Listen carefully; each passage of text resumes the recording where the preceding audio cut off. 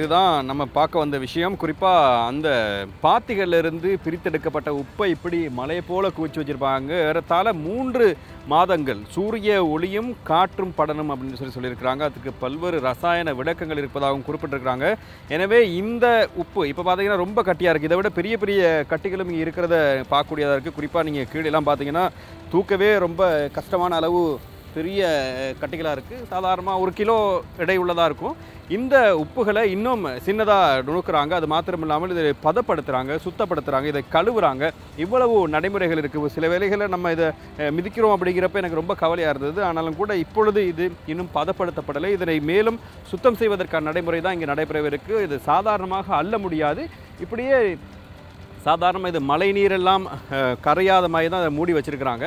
இது ரொம்ப டைட்டாக இருக்குது. நான் இப்படி பார்க்குறப்ப உங்களுக்கு அந்த இடங்களை பார்க்குறப்ப தெரியும் ரொம்ப உறுதியான நிலைப்பாட்டில் இருக்குது. அதனால் புல்டோசர் கொண்டு அதை அப்படியே குத்தி எடுத்து தான் கொண்டு போகிறாங்க. அதை கொண்டு போய் என்ன செய்ய போகிறாங்க அப்படிங்கிற நடைமுறை தான் அடுத்து நம்ம பார்க்க போகிறோம்.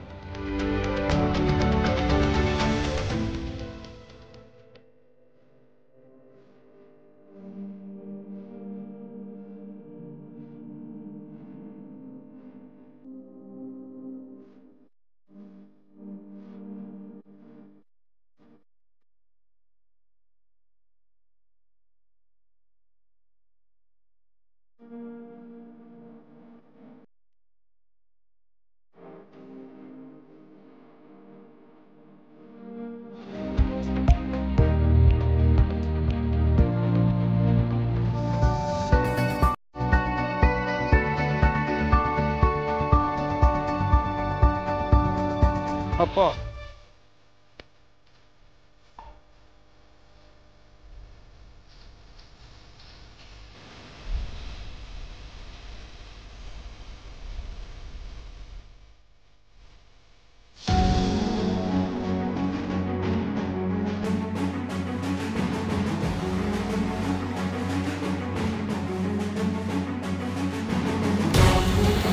இப்போ பார்த்தீங்கன்னா முதல்ல கொண்டு வந்த உப்பை தரம் பிரிக்கிற ஒரு நடவடிக்கை தான் இங்கே நடக்குது. பெல்ட் அப்படிங்கிற முறையில் இலகுவாக விற்கக்கூடிய பாரங்களை கொண்டு செல்வதற்கான ஒரு வழிவகையை அதை சொல்லலாம்.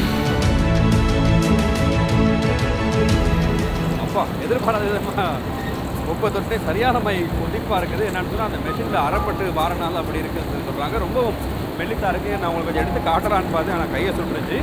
இருந்தாலும் மிக முக்கியமான அடுத்த ஒரு நடைமுறை தான் இது. ஏற்கனவே பதப்படுத்தப்பட்டு அரைக்கப்பட்ட இந்த உப்பு வந்து இதுக்காக வகை பிரிக்கிறாங்க. இங்கே இருக்கிற இதில் பார்த்தீங்கன்னா உங்களுக்கு தெரியும் வெவ்வேறு வகையான உப்புகளை இங்கே களஞ்சியப்படுத்தியிருக்கிறாங்க. அது மாத்திரம் இல்லாமல் உங்களுக்கு இதை அப்படியே பேக் பண்ணி அதன் பின்னதாக நெருத்து அதன் பின்னதாக தான் இதை அனுப்புகிறாங்க, ஏனைய இடங்களுக்கு அனுப்புகிறாங்க. குறிப்பாக இது வந்து பெரும் தொகையாக விற்பனை செய்யப்படுகின்ற ஒரு பண்டமாக இருக்கிறது. உங்களுக்கு தெரியும் இங்கே வந்து நிறைய களஞ்சியப்படுத்தப்பட்டிருக்கின்ற விடயங்களை உங்களுக்கு பார்க்கக்கூடியதாக இருக்கும். அதே சந்தர்ப்பத்தில் இங்கே இந்த பெல்ட் நடைமுறையும் பார்க்கலாம். உங்களுக்கு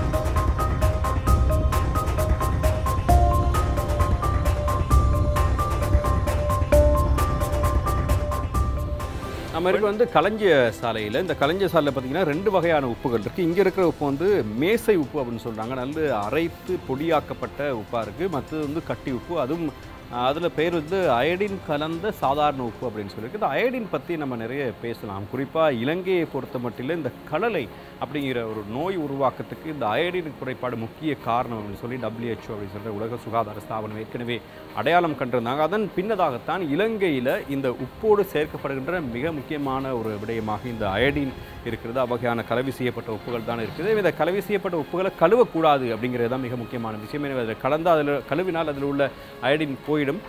அதனால் நமது உப்புகள் மிக சுத்தமான முறையில் உற்பத்தி செய்யப்படுகிறது. எனவே இதை நீங்கள் தரமான உப்புகளாக நீங்கள் பாவிக்கலாம்.